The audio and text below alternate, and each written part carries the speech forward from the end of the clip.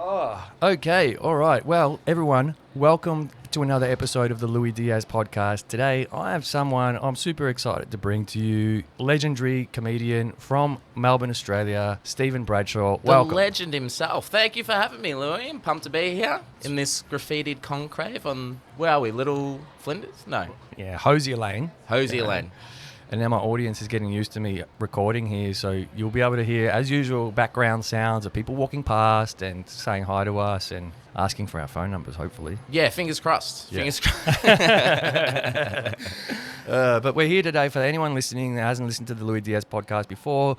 You know, this is like an entertainment podcast. It's like a kind of journalistic style where I interview a guest about their journey into their whatever world they're in, whether they're an adventurer or a comedian. And what I want to know from you today is like all about your life getting into comedy. Felt like it's really kind of a recent thing for you, like a couple of years, yeah? Yeah, about a year and a half. So I'm still pretty new to the game. Yeah. Nailed it. And, you know, I'm going to come clean. I'm going to be upfront. And I'm going to say that I was a bit nervous coming here to interview you today. Oh, really? To chat to you. I was. Because at some point, I figured that you were going to hit me with the question, what's one thing you know about the Cook Islands?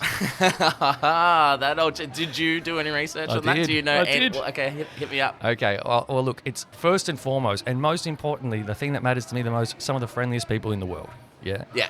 But I also know that the Cook Islands are located halfway in the Pacific, halfway between New Zealand and Hawaii. Yes, yeah, fantastic. Anyone with their geography? That's great. Well done. Round of applause for Louis, Thank you. everyone. Woo!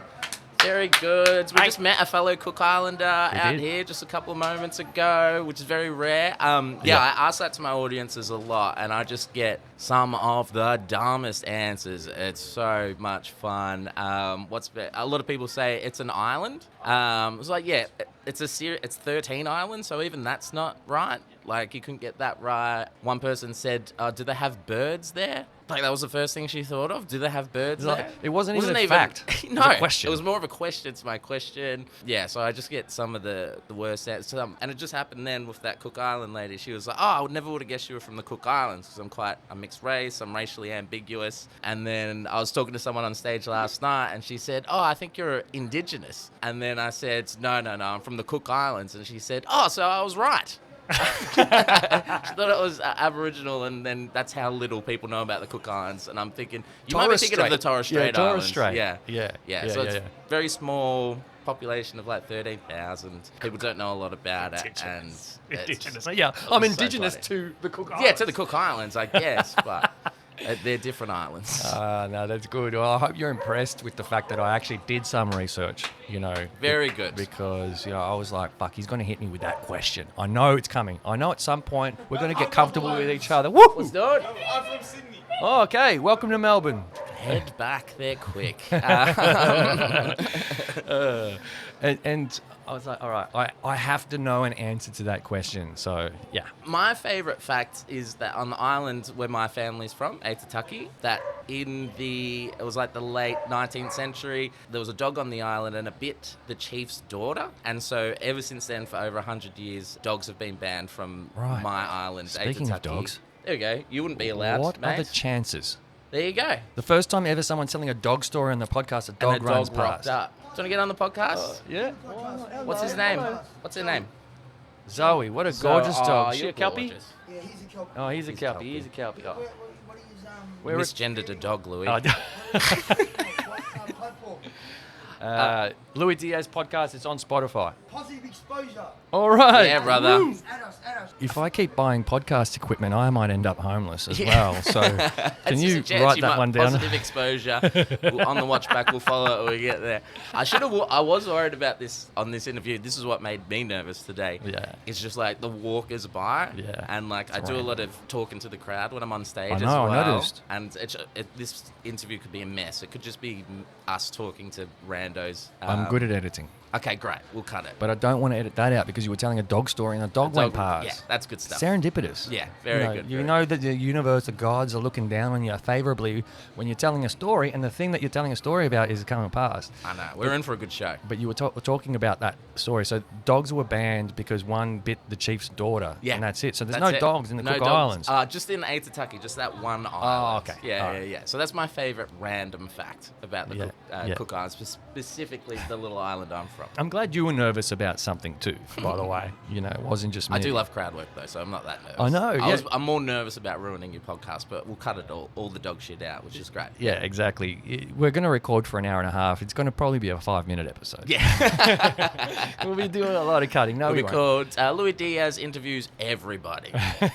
Dogs, people, Sydney people, homeless people. And I took some notes, right? I took some notes. I was doing some research. And one of the notes that I took, it was only 6 dot points. But one of like the 6 dot points that I wrote down was that I noticed that you really lean into crowd work a lot. And I loved that. And it stood out to me because I'm similar, you know, like Yeah. I love being in community. I love being in society. I love engaging with people. The pandemic taught me that about myself. Yeah. Because of me feeling depressed and like anxious and lonely and lost and full of fear, I was like, oh, that's because I don't see people because I'm locked in and I'm a people person. Yeah, totally. And so, you know, it took something horrible like the pandemic and the lockdowns to teach me something about myself and what I need. And that is the reason why I was like, no, when I do the podcast, I want to do it in public. And I don't care if people come and say hi because that's what I love about being human. Yeah. Totally. And I could tell that you're similar. Yeah, always. And I've always been that guy. If I meet someone new, I'm always like really intrigued and really just want to have a chat and get to know them. If I'm at the pub and I see a rando, I'll have a chat to them. So it was just natural that would eventually happen on stage, I guess, as part of my shtick. Yeah, I love that about you. And you know what the other thing I noticed about you that I really loved? Was the, how much, and I got a sense of this straight away. Because what I did, I chronologically went backwards to the very, very start of your Instagram posts. Okay, yeah. And I'm like, right, what does post number 1 say? And, I don't take in any specific details about every post, but I sort of build a culmination when I read a bunch of them. Yep. And one thing that you do really well that I really love is, I can tell that you're a mad fan of comedy. Like you love comedy. Yeah, absolutely. You're a fan of it yourself. That you love the local scene and you pay a lot of credit to everyone that's on this wild ride, as you put it once, or this journey with you. Yeah, yeah. I'm glad you picked up on that. I've never thought about it consciously, but they're all correct things. Like I've been a fan of comedy since I was a kid. I remember every year the Melbourne Comedy Festival Gala, it'll be on TV and I'd chuck in a VHS tape and I'd record it and I'd just watch it every weekend, just watch the same jokes. And then, so I loved that. And then what you were talking about paying respect to all your friends and everything. So many people in stand-up comedy have helped me out so much. Like, I couldn't believe it. Just all the people that have gone out of their way to give me advice, or from my very first gig up until, last night, people just giving me advice and positive reinforcement and let me know I'm on the right track and that kind of thing. So yeah, they're all important things to me. And I don't want to downplay it because I talked to Caleb Highland recently as well. We did our first actual video recorded episode here, so that that episode particularly, I feel bad. Has a special place in my heart. If I went first, you'd have a better face on that first video one. Let's not have stabs at him while he's not here to defend himself. No, that's the best time to have stabs at Caleb Highland. So, no, he's a good friend of mine. He's a great guy. But he's really good at taking the piss out of himself too. Yeah. So I know he'd be joining us in this. Yeah. He's such a nice guy, and we really lent into that community side of it a lot, and talked about how lonely it can be coming up as a weird kid. Yeah. Or is slightly different. Like maybe you have a little bit of a different background that sets you, makes you feel not necessarily as part of a group. Totally. When these comedians find each other, it's like the long lost family kind of vibe. Yeah, definitely. And that's a big part of it. And I've heard some of Caleb's stories and stuff. I wasn't one that really got bullied or like nothing really bad, but really? There were moments, like obviously I was going to say there you was deserved no it. I'm joking. But there was no other Polynesian families within 100 kilometers of Melton where I grew up. Melton? Yeah. Okay. And there was a time I was just in public school, and for whatever reason, my dad thought I should go to a private school in like year 8. So, and we weren't rich or anything. I don't know why I did it, but put me in there, and then I'm like, I'm the poor kid now. I've gone from being the normal kid to like the poor kid, and then you're 1 year behind. Everyone's established their cliques and all that kind of stuff, and so there's a bit of that, but it hasn't been a big recurring theme in my life. But certainly when you get into comedy and after a few beers and you find out, your dad's a cunt as well. Oh, sorry. Cut. dump that. Your dad's an asshole as well. Yeah, or, you got to spell it out. We can't say it. We can spell it out. C-U-N-T. Yeah. I just won't drop any C-bombs. See you in the Northern Territory. Yeah. But yeah, you find all these similarities to what has led everyone to sort of this thing. Yeah. I actually really like that your old man did that for you. I'm seeing some benefits of that. Right? Yeah. Like, all right, my kid thinks he's normal. We're growing up in a normal society where everyone seems pretty equal-ish. No, you want the little motherfucker to strive. Go and put him in a place where where now he's conscious that he's the poor one. I can see where you came to that conclusion, but the reason he put me into private school, because he was that type of guy, is just so he could tell his friends that his son went to a private school. Yeah, it was very selfish. And then I didn't last there very long. I was the detentions, the suspensions, and then eventually I just stopped rocking up. And did ya? Yeah. I was that kid. You were a bad boy. Yeah, I just didn't like school. Yeah. Well, I didn't like that school. I went to another school and did fine. So. Oh, okay. Yeah. I was too obedient. Were you? Yeah, I was too obedient, which is why I'm rebelling now. Yeah. By starting a fucking podcast in a laneway. Yeah, that is I'll pretty show you, Mum. Yeah. I made it. But yeah, I was always, the class clown and saying and doing inappropriate things. And I guess that's kind of played into what I'm doing now as well. Yeah. And I think one of the other things that I realized, because I was watching as part of my research on Cook Islands, getting ready to answer that question, right? And then, look, I looked up the Cook Islands on YouTube. And, of course, a ton of videos come up, right? And then I was like, oh, this one looks nice. This one looks good. I'll click on that. And the two boys that were the stars of the video, hilarious. Dude, Islanders, Maori, all Polynesians, it's just humour's a big part of life, right? Taking a piss, having fun, really lighthearted. Like, I was back in Auckland earlier this year for some gigs and went and caught up with the fam. That's over there. A lot of my family's in Auckland now. Right. And then a lot of them didn't know. I hadn't seen them in years, and they didn't know I was a stand-up comedian. And I was by far the least funniest person at that family dinner. And like one of my cousins, she's like, "Oh, you're a stand-up comedian. I haven't heard anything funny come out of your funny all night, bro." And just like ripping on me, and I'm like, "Fuck." I'm like the least funniest person in my family. Yeah. Like, you got to record that shit, It reminds me of like a Nutty Professor kind of dinner table discussion where they're all funny. Yeah. That's what it's like. When all the people my age, the younger ones, they go outside and having a drink and a dart, then that's when it starts like... It's hilarious. It's better than any stand-up gig I've been to. Better than any podcast I've ever watched, I'm sure. Yeah. I would pay to watch that. Yeah, it's good. But yeah, I did notice that Islanders, have that natural inclination to make light of life. Yeah, absolutely. I think it's a big part of who I am, I guess. Just that chilled, laid back, don't take anything too seriously. That's kind of fed into who I am as a person, I guess. Yeah, you, at some point, because how old are you now? 38. Grey hair and shit. Yeah, old. 38. You're doing good. Oh, thank you. I started getting grey. I was that grey by like 32. I don't know if the camera's catching this, but Louis really... I'm grey.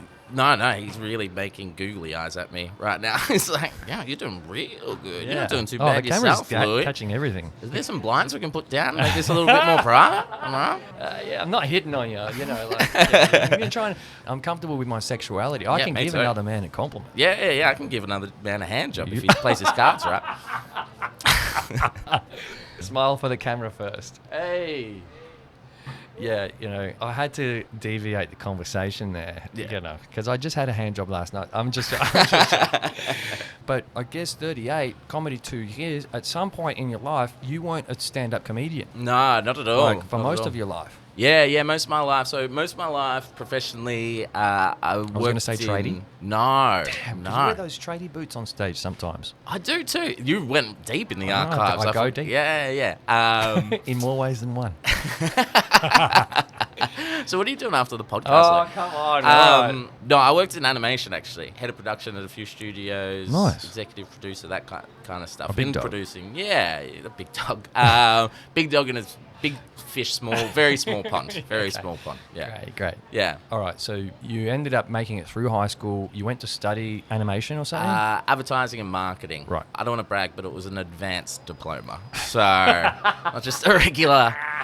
I went Cert 1, Cert 2, Cert 3, diploma, boom, advanced diploma, which I think's, from what I understand, is the highest thing you can get. You can. It's advanced. Yeah. You can't get better than that. People go to Yale and that, and like, you know, Harvard for that. Yeah, they just get diplomas Yeah. like chumps. That's it. I did that. I always wanted to be a stand-up comedian from when I was like, when you're in primary school and they're like, what do you want to be when you grow up? And kids are like, fireman, police officer. And I was always be like, stand-up comedian, because I just loved it forever. But growing up in Melton, which I don't know if you know Melton or your listeners probably wouldn't, it's a shithole, basically. Seems to be a running theme with comedians and shitholes. Yeah, well, Caleb from Frankston, which is basically Melton East. Melton. And Melton's Frankston West. And then, Sean's from Whangarei.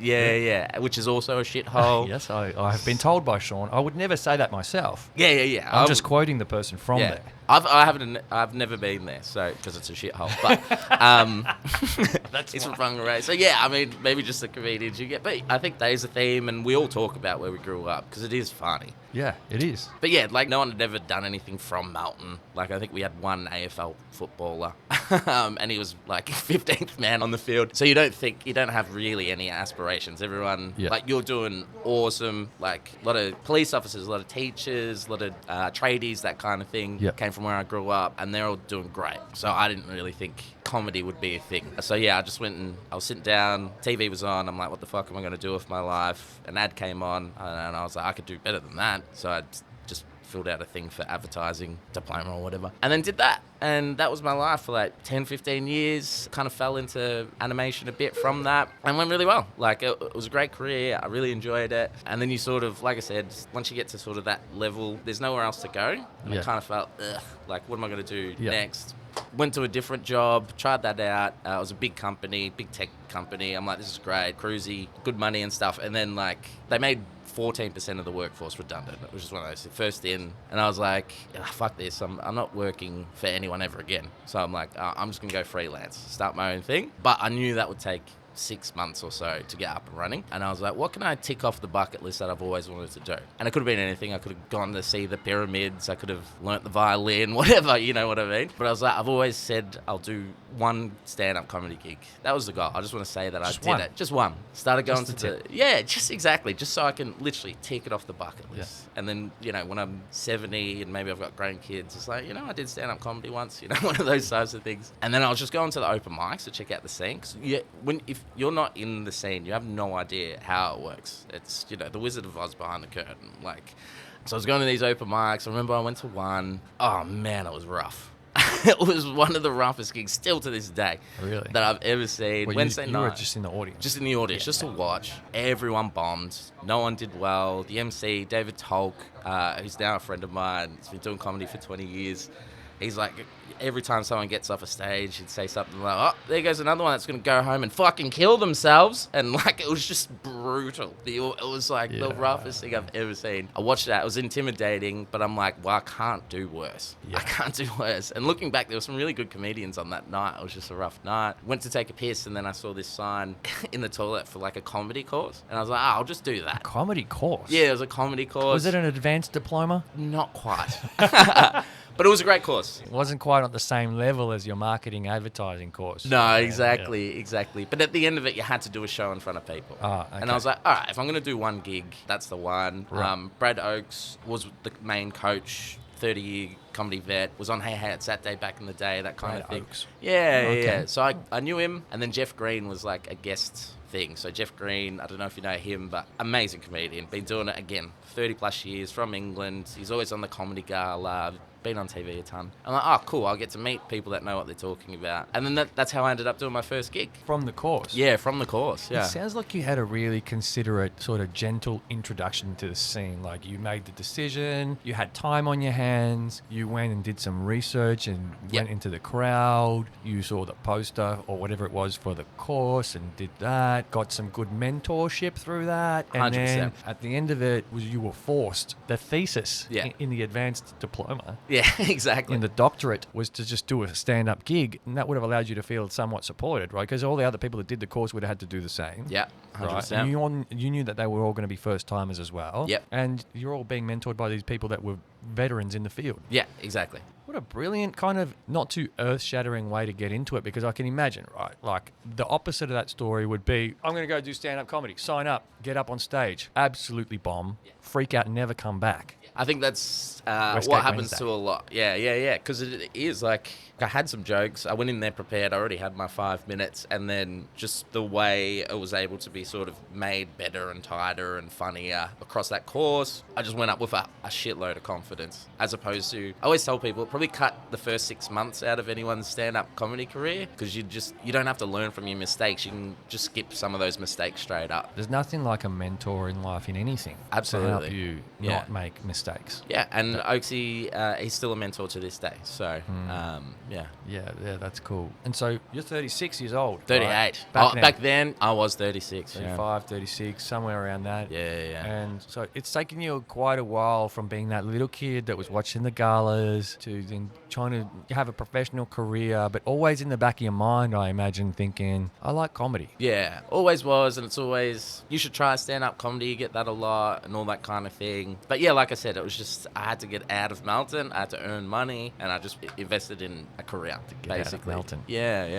What's pretty the much. next door suburb? Was that enough? Melton West. No. No, so you got... No, not the outer. so it's surrounded by Rockbank and Bacchus Marshes. Oh. Yeah, so exactly. Go the Rams. Okay, so you got to get right out. Yeah, and just yeah. move next door. No, exactly, yeah. Yeah, it's like if you want to get out of ratty St Kilda, you can move to nice Elwood. Yeah, Right exactly. next door to each It's other. just it's just down the road. It's just down the street. Yeah. Yeah. You could go 44 kilometres down the highway to get out of Melton. Believe that. Well, it was a good goal, and I assume that you're out of Melton now, right? Yeah. And so, come 36, you're venturing into comedy. It's only been 18 months, and the other thing I saw was like, at some point, I think while you were in Auckland, you clocked up your 100th show. Yeah.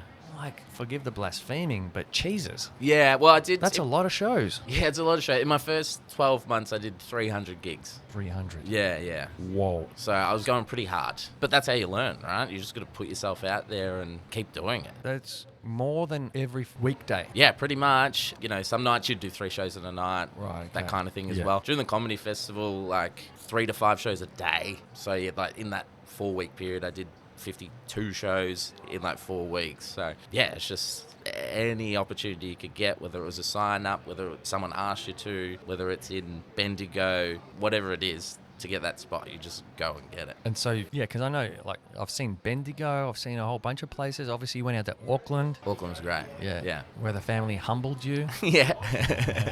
But I wonder, you can be very active like you have been. And I think you attribute growth to a high activity. And it's fair to say that that's a pretty good correlation. Has your material really evolved a lot in that time? Or what are the biggest things that you've noticed about your growth by doing 300 shows in 365 days kind of thing? Yeah, so I think definitely your material gets better. The stuff that you start with, you slowly filter that out of your set. And then I think it's just being comfortable on stage, like getting rid of those nerves. Like it's just, this is what I do. It's like, Yeah, okay. some people rock up to work, they get behind the desk, they log in and they're at work. And that's kind of how comedy is to me, just from doing it so much. There's none of that. I know I've got different ways I can go depending on the gig, because I've got, enough material now. I can dip into the crowd work when I need to. And I think, just doing that many gigs helps fast track all of that kind of stuff. Yeah.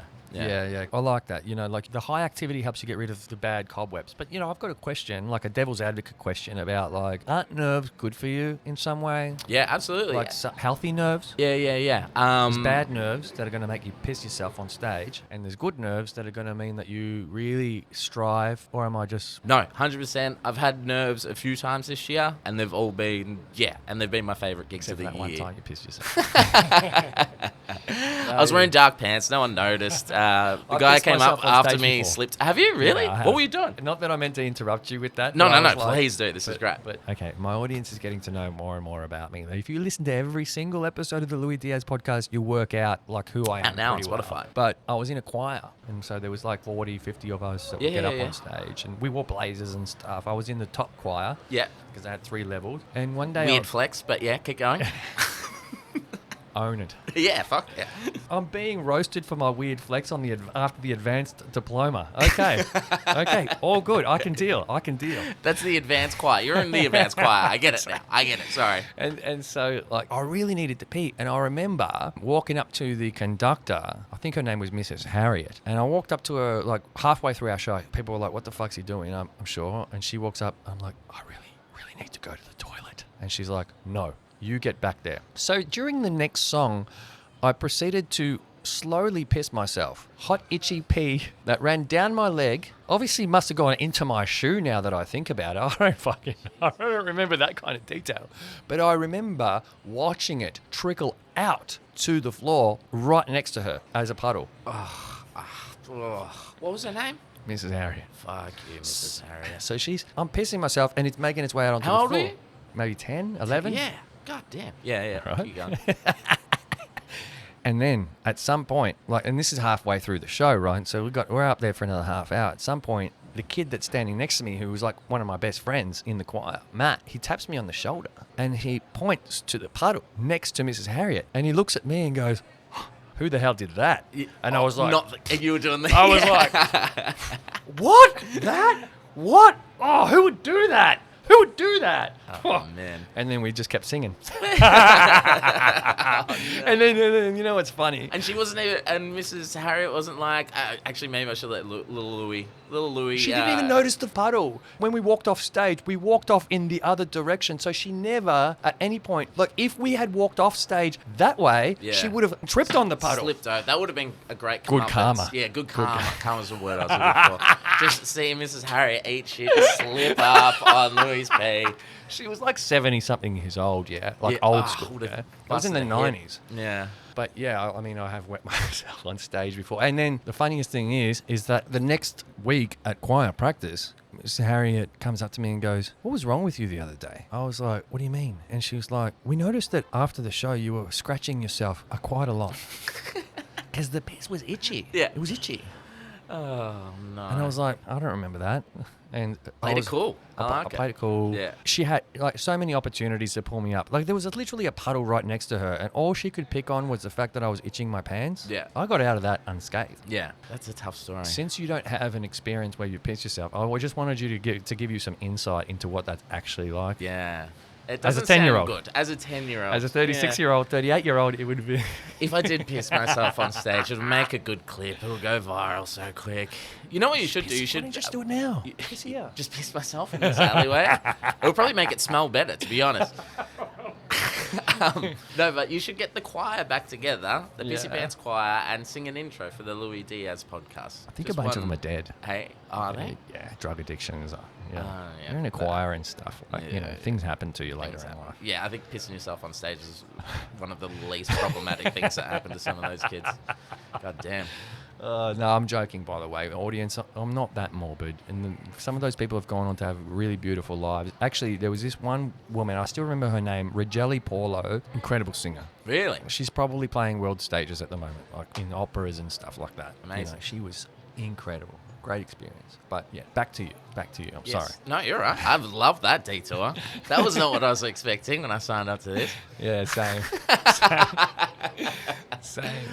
But I'm loving this podcast so much. It's like, why not? Just Canda's better. You got to let the people in, though. And who cares? You're 10. Just admitted to the world that I pissed myself when I was 10. Yeah, on stage. In front of hundreds? Exactly. Yes, it was a big stage. Wow. We played big shows. We played like Government House, and then we played like shopping centre Christmas ones. So it was, but this was one of the bigger ones. Yeah. Anywho, And now we're here. and now we're here.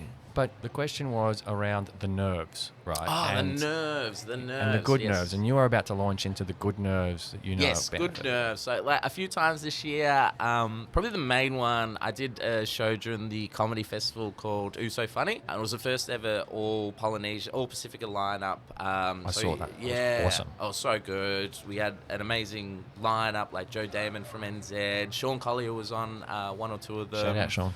Shout out to Shawnee and Shout out, Funga Day. Funga one for you. Kura to the Whenua. We had just like this amazing lineup of everyone that was in town that had a Pacifica background for the comedy festival. We sold out the first show, and it was my first comedy festival. So I didn't know when it seated 60 or 70. At the start of the week, we'd sold 4 tickets. Right. Okay. Yeah. So that's not good. That's not good. 4 tickets. So I'm like, this is going to be a disaster. It's going to be the worst. And then just like steadily throughout the Islanders, we're not going to do anything earlier than it needs to be done. And then just like even the morning of the show, it's still, half full. I was like, sick. 30. And then by the time we got to the thing, boom, it was a sellout. Had all these great acts. I was MC running the show with Blanca Laloa, Samoan Tongan comedian from Melbourne. And then that's when the nerves hit me. I'm like, oh, full crowds. Wow. felt like there was a lot on the line. There wasn't really. It was a comedy show. Everyone was just out to have a good time. Yeah, for sure. And yeah, I started to like really, you could feel the heart rate. The hands are starting to tremble a little bit. And then, yeah, went on, did it. And it was, I would say in terms of not just the audience, not just the lineup, but just like what it meant. It was, the most important and best show that I've ever had in my young career. Important. Yeah, it felt important. All Islander, pretty much 90% Islander, Maori audience. So you felt some responsibility to the Islander community. Is that what I'm hearing by important? Yeah, I think so. In hindsight, you don't know that at the time. You don't know what's making you nervous, but yeah, definitely in hindsight, it was great. And at the end of it, there was a community group, and they got up and did the haka for us, and it was just like, I saw that. Yeah, so clever that. And I still, literally, the head on my arms just stood up. Yeah. Thinking Where about else? it. Which so. other hairs? Back of your neck. That was the right answer to that. Yeah, I shaved my pubes. So. Cut that. Cut that as well. So that was one time this year I was nervous. Another time was really random. It was my first ever footy club. Saturday night, 70 people. And on the lineup, it was Jeremy Dooley, a good friend, a mentor, someone that's helped me a lot as the MC. Jared Goundry, that's an amazing comedian, that's killing it. Then it was me. Then it was like Dougie Chappell, who's like another Western suburbs boy that's out there. He's just one of the hardest working, best professional comedians in Melbourne, and it was my first footy club. Yeah, Doug Chappell. Doug, if you're listening, mate, come on. Get on the Lui Diaz podcast. That's it.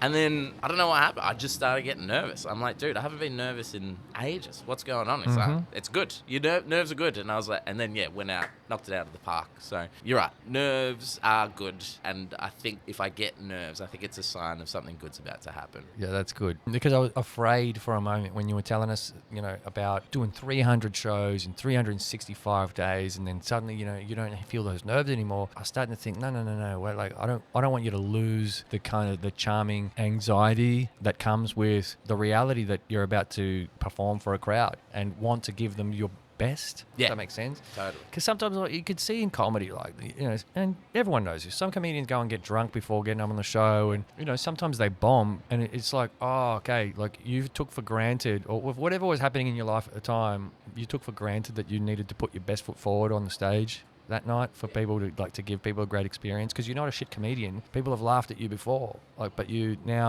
showing up drunk and the crowd's disappointed. Apologies to everyone in Geelong 2 weeks ago for when I started playing golf at 1:30 in the afternoon with beers and I didn't put in my best. My bad.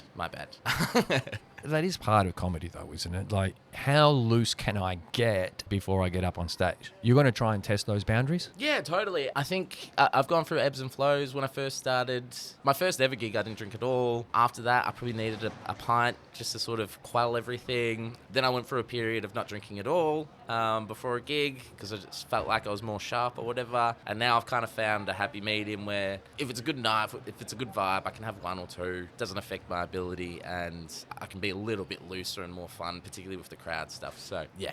Yeah, cool. And so what does the evolution of this journey look like for you?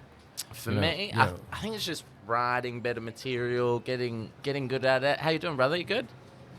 No, I'm just looking this. No, you can look. Is it live broadcast? We're live on the mic. It's recorded. It comes out in a couple of weeks. Thank you. Love you. Appreciate your support. Yeah. Sorry, what was so it? he was the personal space was He was getting close. Proximity was high, but and so the evolution of it, like, what does that look like for you? Yeah, for because me, like you went so hard. I wouldn't know if anyone has ever gone so early in their career as hard as you. Like, as in 300 shows in a year. And I know you said it's a bit of a cheat because you did 5 some days, 3 other days. It's not like you did just 1 show a day. Yeah. But still, that's a lot of shows. You're probably at advanced levels of stage maturity I'd like to think so. at the 1 year mark compared to someone else. You're at the advanced diploma level. Yeah. Got my advanced diploma in comedy. And I think so. And a lot of comedians, like old school comedians and stuff, in particular experienced comedians, they won't ask people how many years they've done comedy, because you could turn around and say, I've been doing it for 10 years. It's like, how many gigs have you done? 20. They will ask how many gigs you've done, because that's probably a more accurate representation of experience than time. So it's a really good point. Yeah, but to answer your question, evolution, I think it's just, improving my material, really, writing better, getting better, and then sort of taking the show on the road and just turning it into into something I can do full time as a job. I'm not trying to get on TV or get a Netflix special. I just want to be able to, rock up to Toowoomba one night and, 50 to 100 people rock up and do that show. So that's nice. Yeah, I just want to be doing this every day, and whether that's creating content, getting up on stage, and just making an average living for myself. Okay. Yeah. Okay. Not lofty goals or not shooting for the moon and landing on the moon. What is it? Shoot for the stars, landing on the moon? Shoot for the moon, land in the stars. That's the one.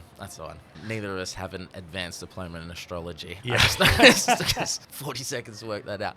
But yeah, I've had jobs that I enjoyed doing and they paid well and I loved the people I work with, but they didn't really give me what I was looking for. And this gives you what you're looking for. I think so. Yeah. I can tell by the way you write in your Instagram posts about the night. Thank you to this person, that person. Such a great ride. Thanks to everyone who support. You seem super grateful. Like the gratitude levels are high. Yeah, I think that's part of what you were saying about being 36. Like I've already lived a life. You know what I mean? Like We're not that old. You're not that old, but like I've had success outside of comedy. Yeah. And I know this is a long journey and I've got a lot to learn. I've got to improve. There's so much to improve. So anyone that helps out or any opportunity I get, I'm like super grateful for and try to make the most of it. So yeah. Which is great. And so, I guess what's stopping you from like having that shoot for the moon goal? I'm curious. Yeah, it's a good question. Like the podcast, for example. Like I had some really incredible conversations with people. And I know it lights me up the same as other things in the past. So like I've written a children's book, right? And when I published that and started selling it live in places, I would read the book and see people's faces light up and little kids would come and buy it with their own money. And I would be like, the heart sort of skips a little beat and you're like, oh, this is the good shit. This is not a feeling I experience in my day-to-day. 100%, yeah. I had to get up early, I had to pack the car, I had to drive afar, but I would do it all again. Yeah, you know exactly. what I mean? Yeah, you get that because you're doing shows everywhere, right? Yeah. And then I took a break from that. I taught people how to skateboard. And I was just being a skateboarding instructor and the same thing again, taking someone that would come to my lesson and someone that would sort of be scared to even get on the board. Yeah. And 1 hour later is actually confidently rolling. And just to see that smile on their face and get their full gratitude, another amazing feeling. And again, got that beat, skippy feeling, in the heart, right? And then the podcast, Yeah. I work really hard. I do a lot of good research. I release a great episode with someone who's been on other podcasts before, even on TV, and they send me voice messages saying that was one of the best experiences I've ever had. That's like, oh, yeah. And so I'm like, okay, well, I'm not going back to the book. I'm not going to do skate lessons again. This is the thing that I'm going to settle on as the thing that makes me want to go, right, I can have the shoot for the moon goals with this one. I'm going to, because it brings me so much satisfaction that I can't imagine just having not lofty goals for it. I should try. Yeah, totally. And it's like if... I don't know. I'm just picking the pinnacle of stand-up comedy, which at the moment would probably be a Netflix special. Okay. For example. If I got offered one, I'll take it. But I'm not going to pin my hopes on something that's not why I'm doing this. You get to a point in your life where it's just like, you've got this podcast, right? You've got 100 friends and family, right? 99 of them are just doing a job and they're happy. Some of them aren't, some of them are. They don't hate their job, but they haven't found, that's not like the thing that they always wanted to do, or like if you could pick anything in the world. Whereas if I can turn my thing, which is comedy, something I've always wanted to do, something that I love, if I can turn that in, and pay the rent, like that's the fucking stars. Right? Because, I've done those jobs. I've done the 80-hour weeks. I've made the money. I've done all that stuff. And I know, I've kind of hit the moon in ways in that industry. And that wasn't like, it wasn't great. Whereas, I made $50 this week doing stand-up comedy. But, there's probably 50 shows in Melbourne this week. There's probably 200 comedians that performed. And, there's only a handful of us that got paid. So, I'm already kind of winning. You know what I mean? That's some great perspective. I love that. Yeah. That you contextualize that with 99 of your family and friends haven't even found the thing that lights them up. Exactly, yeah. And you have. Yeah. So, and you have. Be grateful for being at that step. Yeah. Don't take that for granted. I didn't think of it that way. I think that's the thing. I can't think of any of my family or close friends that have found their thing. That even if you can find a thing that you would do for free and not get paid for, and you can turn that into something where you're able to support yourself, that's the thing. I love that. Yeah. I said that to someone yesterday. People were like, it was work related, and you hear this saying, like this saying that it's like, oh, if you're good at something, don't do it for free. I think that's from the Batman, The Dark Knight, remember? Is With it from Joker, The Dark Knight? Heath Ledger. Oh, he does say that. Yeah, If you're yeah. good at something, you know, Yeah. don't do it for free, which is brilliant. Like, Yeah. I get that. Like, yeah, be fucking good at what you do and make sure you get paid for it. But then I was like, but no, if you're good at something, you should be able to do it for free. If Yeah. you're that good at it, you should be able to go, Yeah, you're not going to let... I suppose you're talking about doing something you're good at. And, like, I wouldn't produce an animation for free. Yeah. I'm very good at doing that. But I'm not doing that shit for free. Okay, I was We're gonna talking ask. about doing something we love. And that's something... When you get paid for doing something you love, that's a bonus. yeah, they're two different things. You're going to aren't do they? it anyway. I'm going to get up on stage tomorrow and do it anyway, whether I'm paid or not. Yeah, something you love is different to something you're good at. Hopefully they're the same. Well, yeah, if you can get them both the same thing, then you're laughing, right? Something you love. Okay, this reminds me of Ikigai, which I've been bringing up in a few episodes recently. The Ikigai. It's a book I've been reading for about a year now. It's a very small book, but I read like not very often. The Japanese Ikigai was a famous book from about, I don't know, 5-6 years ago, right? It's the Venn diagram, the intersection of the things that light you up, the things that you're good at, the things that you could be paid for. And that, in the middle, that's your Ikigai. Okay.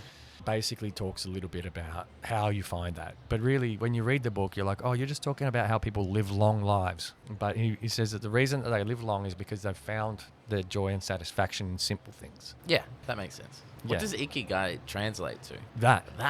It's like It's a not a- Japanese word. Yeah, okay. Yeah, it's a Japanese word. Yeah, that's great. It's like Germans. You know, Germans have like a word for lots of things. Like Schadenfreude, for example, is a word that means sure. someone that takes pleasure in other people's misery. Yeah.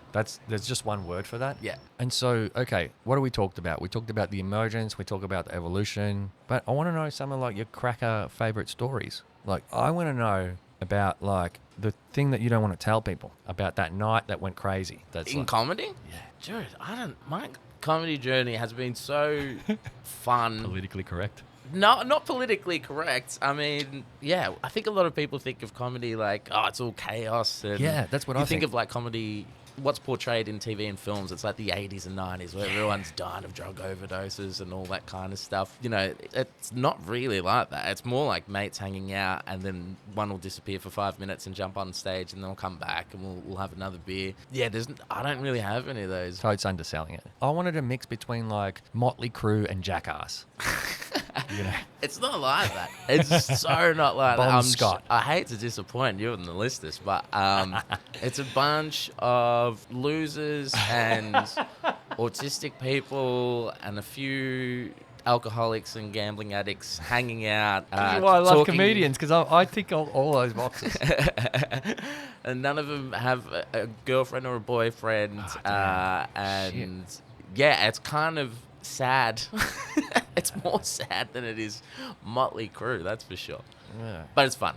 It's, you know, just everyone ripping on each other. But I can't think of any nights that have gone ham or crazy. Can you think of like a night where potentially like pretty similar actually to how I discovered Sean? Right, I went to the Footscray, the wine bar, and I had never been to grassroots comedy before, by the way. So this was my first time, and I went solo. I went there just on my own, just check it out. Right, I didn't even intend on see if I could find guests out of it. I just went to suss it. And it was just like, oh man, this is dire. Yeah. You know, like the first 4 comedians that were up, at least 4, Yeah. maybe even 6, that went up was just crickets. Yeah.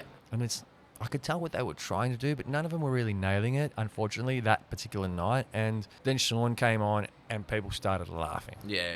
You know, and he ripped into the night. He ripped into the other comedians, you know, just to, you know, get the crowd warmed up. Yeah. And he nailed it, you Yeah. know. And I loved that he was able to do that. It taught me a lot about him. It taught me a lot about the scene, the resilience that's required, Yeah. the anticipation of being, you know, you're one of those comedians that's up next and no one's laughed yet. Yeah. You know, have you experienced that before? Like a night like that? Like how many times this week, you mean? Oh. No. Yeah, well, I figured 300 shows. you know, Yeah. 300 shows, lots of them have been like that. And it happens a lot, and it's part of getting, I think you use the word resilience, I think that's part of it, right?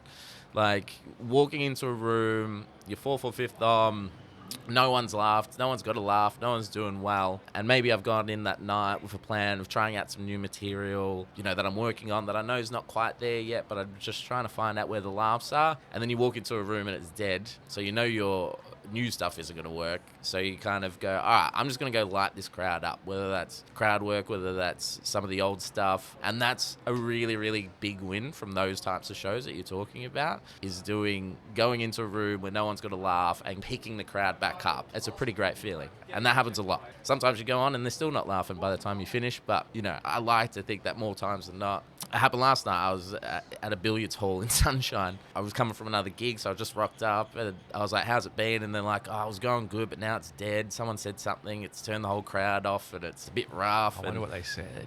Something about telling the entire audience to go kill themselves. And I'm like, oh, cool. So the show's going well. I'm like last on. The guy before me, half the audience walked out. And it's not that comedian's fault at all. It's just they'd had enough. And then I came on and did great. Like, picked the crowd back up. Nice. By then, there was only like 8 people left in the audience because it was so late. And then, you go outside, have a drink or whatever, and they come up to you and they go, oh, you were the best on. You and this other guy are the best on. I was like, yeah, great. That's a very, very regular occurrence to have a show like that. Yeah, okay. And it's good. Again, I felt great after that gig. Of course you would. Yeah. Like you've managed to turn something, it's a challenge. Yeah. It's a problem solver. Like I always say, human beings are natural problem solvers. People are freaking out. Oh, what's going to happen in the future? What about AI? What about our jobs? I'm like, mate, we are wired to solve problems. We will fucking find problems to solve. Yeah. The AI will solve other shitty problems that we've been solving the whole time. It's not going to take things from us. We're going to we're going to find new problems. And you know what? We're going to create problems to solve. I mean, that's fun for me, and I think a lot of people are like that when you solve a problem. That's always a good feeling. Doesn't matter whether it's a relationship, an argument, or something like that, whether it's a stage show, whether it's, Instagram sign falling down in the middle of our interview. Oh, yeah. That was a problem. You solved it. We both solved we it did. straight away. And now I feel great. Did we nearly touch hands as well? You lent in hard, Louis. You lent in hard, brother. I like it. No, it's good. And I think you're right. Like, we love solving problems, right? Like, it's enjoyable. It's a fun part of life. And I think that's all life is solving a problem. When am I going to eat next? Where am I going to sleep tonight? And like various degrees of upwards. Like, once you've got those two sorted, what's the next problem? How am I going to make more money in my business? Exactly. And in comedy, I wake up and write every morning. You're starting your day off with a problem. You're like, I've got this bit that I know is funny, but whenever I talk about it on stage, it just doesn't get a laugh, or it doesn't get the laugh I'm looking for. And then it's just like you're just moving words around. You're changing what you're talking about. You're changing a punchline, and then you take that up. And so you're constantly trying to solve problems every day when you write, every night when you go on stage. It's a constant humorous Rubik's Cube. I really like that. It probably leads into another question around the writing process, right? So the first time you would have written in anything, I assume, was in that comedy course that you did. So I signed up to the comedy course. Like I said, I think I was serving out a 6 weeks notice, and I was just like, well, I'm not doing any work during the 6 weeks. And they were like, yeah, fair enough. And so I pretty much wrote the whole time. I was just writing. Getting paid to write comedy. Yeah, basically. And tons of it was absolute garbage. Garbage meaning? Garbage. Oh. Yeah, like that. I don't know if the 360 like that, or there's some more bins down there. Yeah. That there. I might not cut the bins in. If you just cut them in. Lip service. Yeah. Yeah, so that was my first experience writing jokes, and a lot of them weren't jokes. And then I did research, and I watched videos, and I read books, and I did this, and I watched more comedy. And then you kind of figure out, and a lot of people start off this way. You'll write a 5-minute story. You've got a 5-minute set. You write a 5-minute story that you tell at the pub, or you tell at family dinner, that crushes every time. Everyone laughs, but there's so much context because everyone knows you and they can see you in that situation. You don't have that. People don't know you when you're on stage. It's just like, who's this guy? So just kind of tightening that down. And then when I got to the course, it was even more just refining those stories into jokes. Just like, here's a thing, boom. Yeah, that's kind of how I started writing. And then you just learn, and you get your own methods and pull parts of advice from here, parts of advice from there, and try and figure out what works for you. Yeah. So, I mean, I don't have any insight into the comedy writing world, right?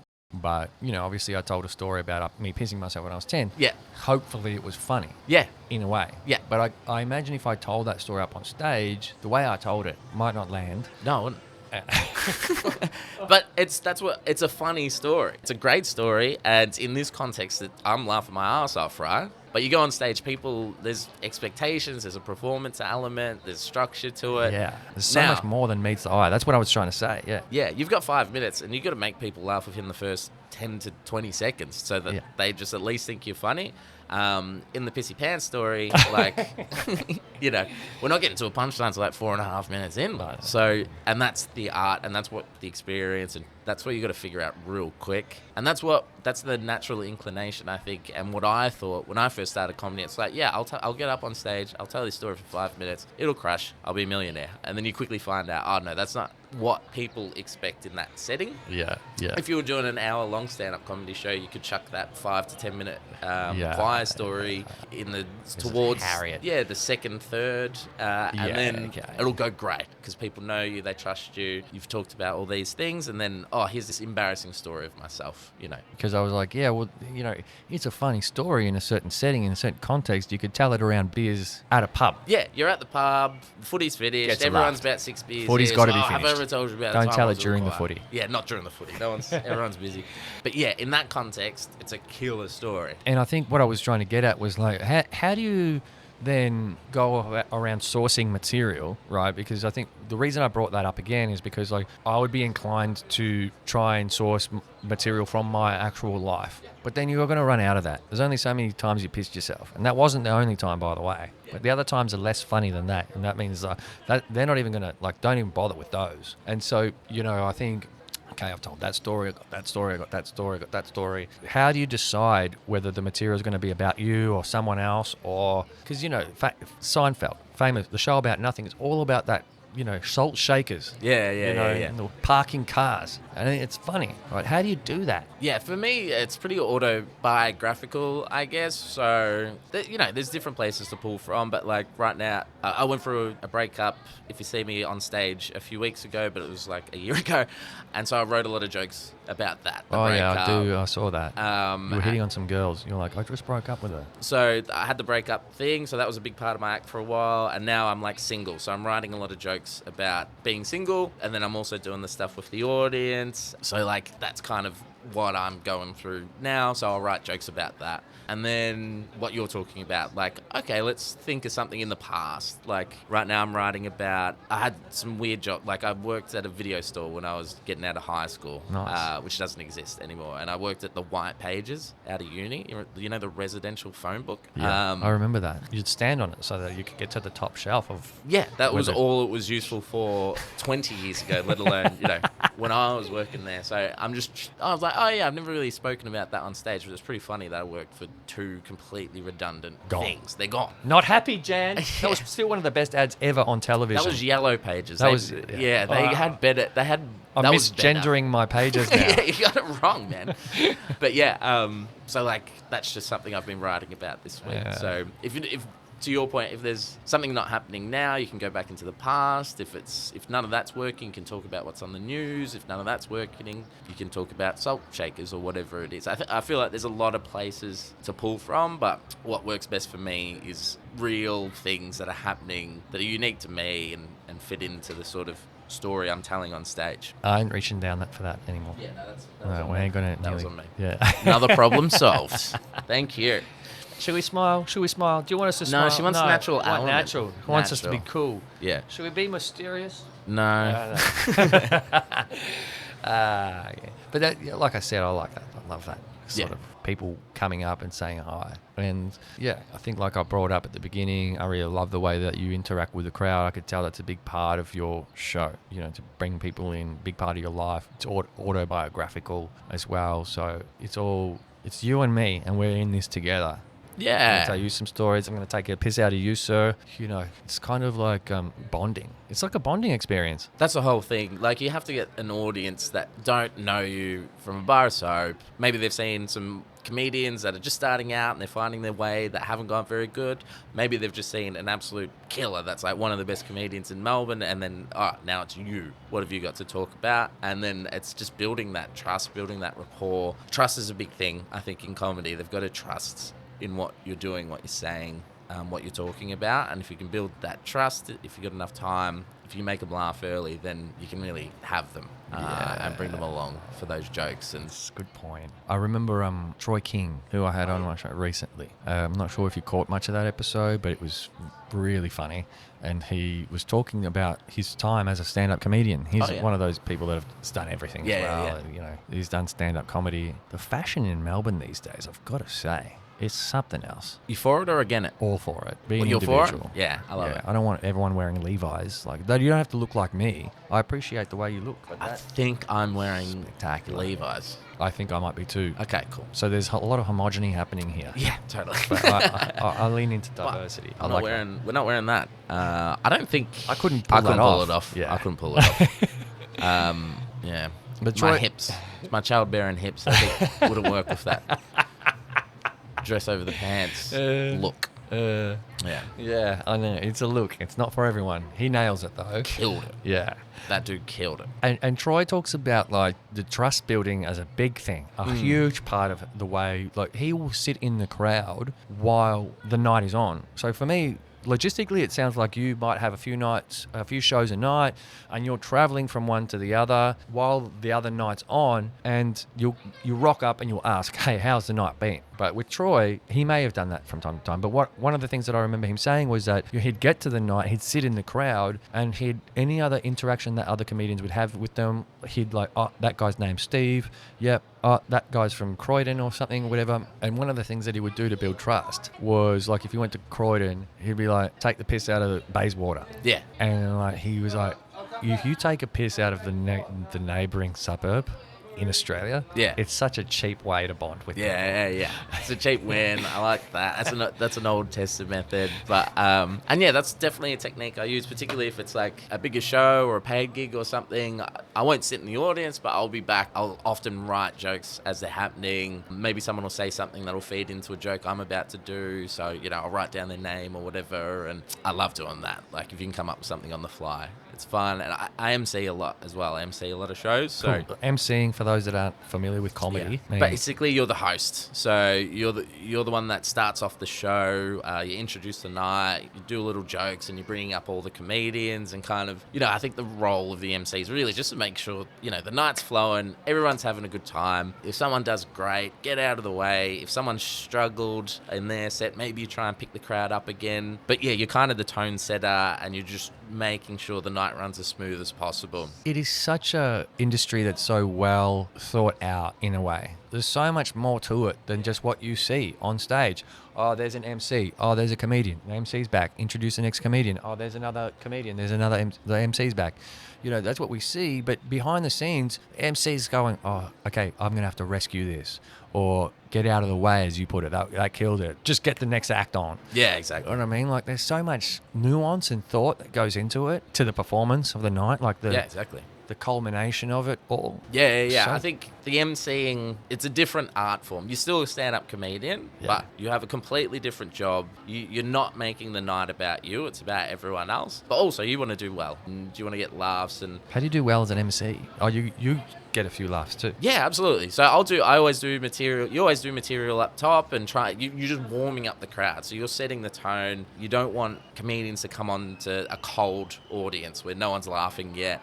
No one's in the mood for it. I mean, that's a death knell. So a bad MC, if you've got a bunch of great comedians, you've got a bad MC, you could have a terrible show. And if you've got a great MC with some, not so great comedians, you can still have a good show. So the MC is like really important. Yeah, because, with any comedian that listens to this, we've all had a night where you're like, I can't believe this night's going so poorly. And sometimes it's because of the MC, because maybe they're new to it and they don't understand. They're just up there telling jokes, whereas, you've got to set the tone for the evening, or between acts they're doing, this happens a lot, like where it's like I'm emceeing, there's not much in it for an MC, I'm going to do 3 to 5 minutes in between each act, and the night goes forever and the MC's not doing well and all that kind of stuff. So I really, like figuring out, that's another problem solving job, but as the MC. But what I'm doing a lot of now is just really, to your point about Troy King, to really listening to the acts and then just trying to write a one-liner in between each act about something to get a quick laugh and get the hell off stage. And that, I find, makes me a bit more engaged in the evening. And everyone knows that's a spur-of-the-moment joke, because what else could it be?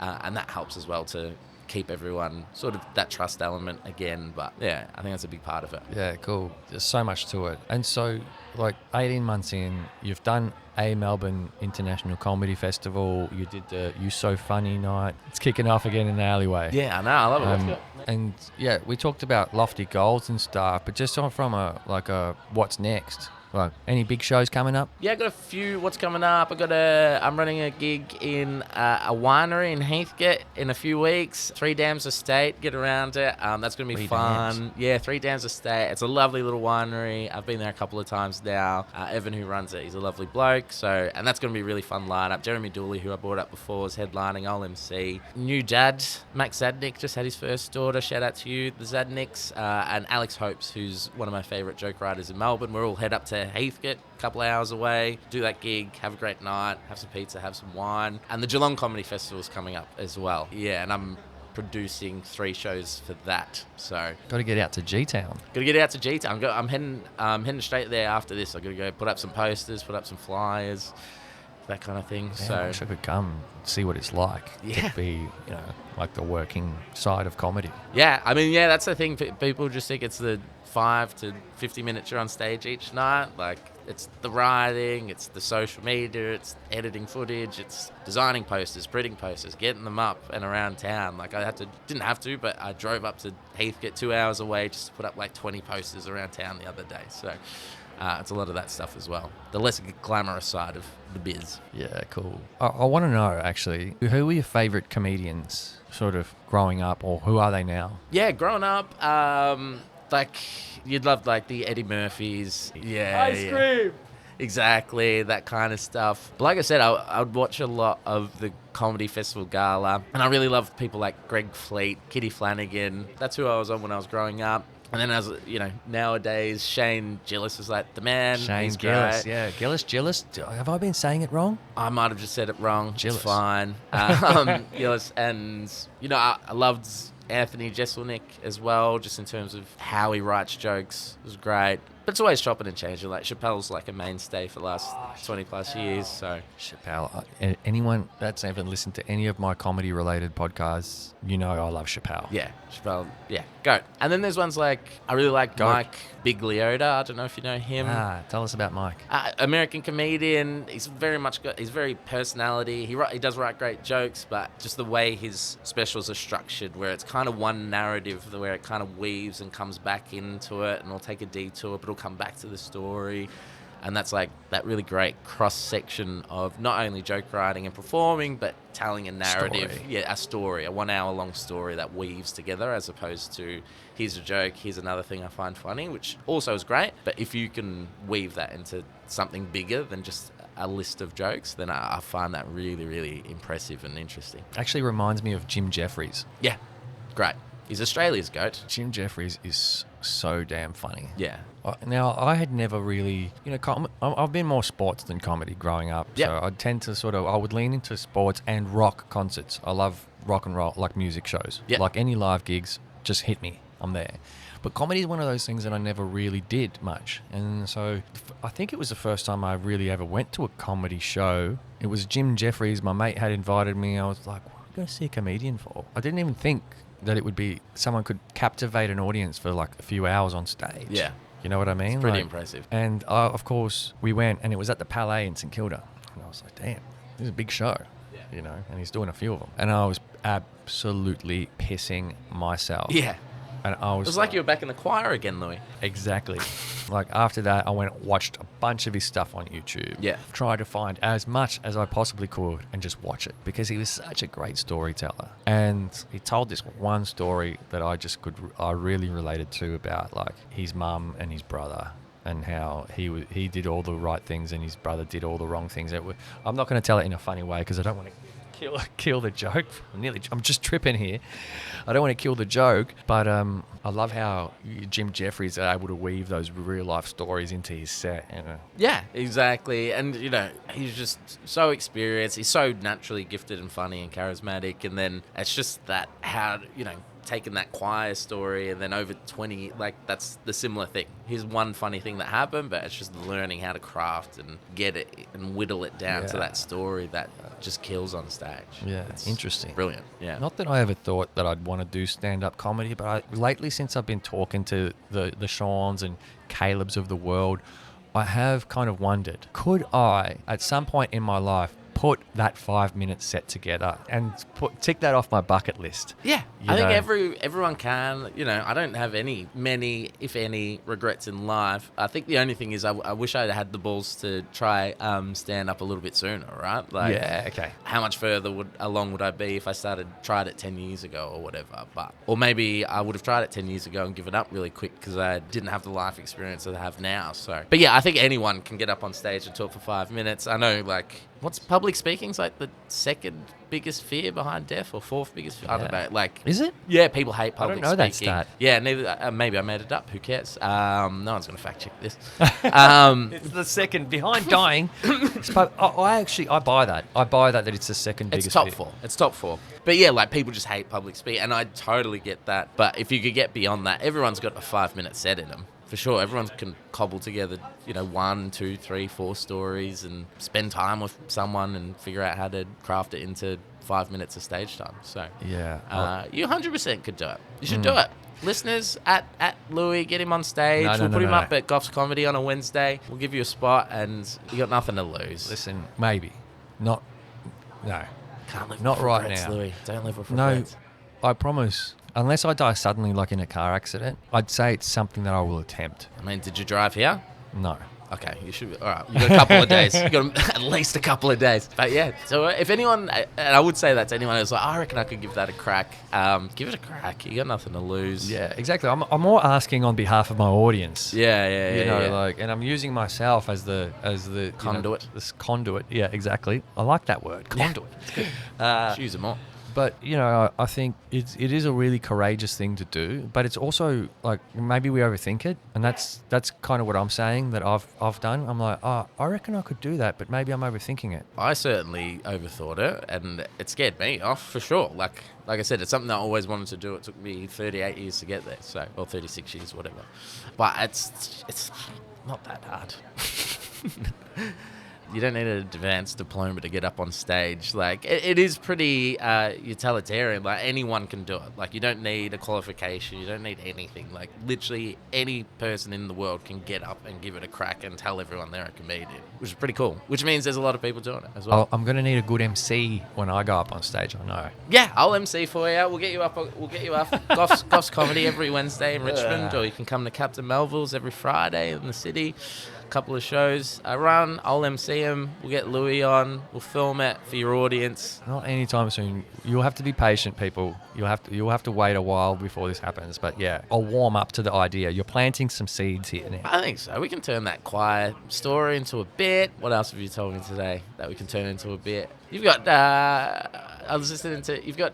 You're single? You got a partner? You got kids? I'm single. I got a kid. You got a kid. So there you go. I do. She's 16. She's 16. Bloody hell. So there you go. There's a whole bit. Having a 16-year-old daughter. Oh, it's so funny, man. She lives interstate. We got a really strong, close bond where we talk on the phone a lot. Yep. To the point that the other day I was like, listen, I'm feeling a bit lonely. I think I might need another girlfriend. She was like, just work on yourself. Yeah.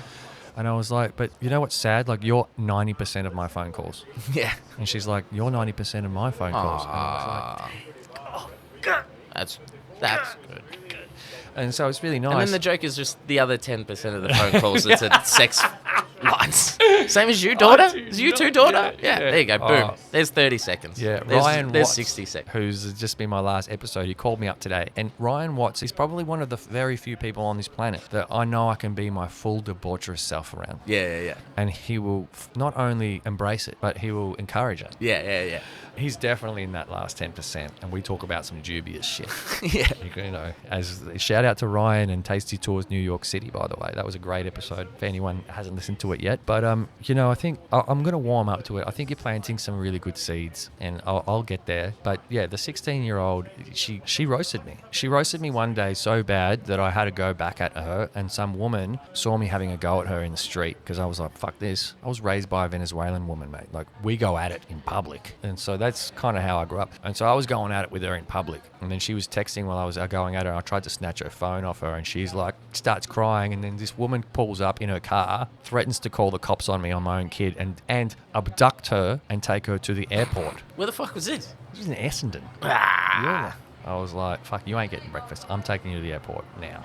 Yeah. And this lady's like, you're not taking her anywhere. I was like, you know, like I was nearly on like some domestic violence bloody case for a moment there, just because my kid was roasting me and I was roasting her back. Yeah. Yeah, there's a story there. I can't see how it bodes well for you. No, it's not.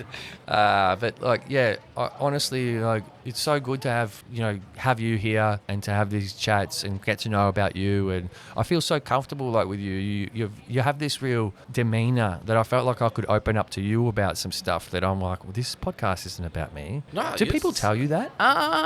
Yeah, I guess they don't really tell me that, but most people feel comfortable talking to me about stuff. I don't know what that is. I guess it works well for me on stage as well. But yeah, I feel like I've learned a lot about you today on the Steven Bradshaw podcast. My guest, Lui Diaz. We've heard about his traumatic childhood when he pissed his pants when he was 10. We've heard about being from Venezuela, and we've heard about his battles with child abuse on the streets of Essendon. And so, Steven Bradshaw. Tune in next week.